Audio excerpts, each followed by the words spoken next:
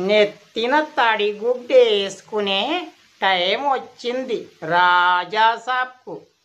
నేను చెప్పాను రాజకీయాలంటే అంత ఆషామాషీ కాదని. నేను సీఎం అవుతానంటూ మీసాలు దువ్వాడు రాజాసాబు. ఇప్పుడేమయ్యింది? ఎమ్మెల్యేగా కూడా డిపాజిటు గోవింద అయిపోయింది.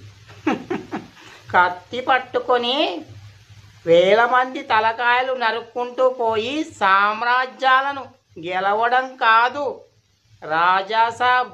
నీకు అర్థమవుతుందా? ఇది కుటిల రాజకీయం.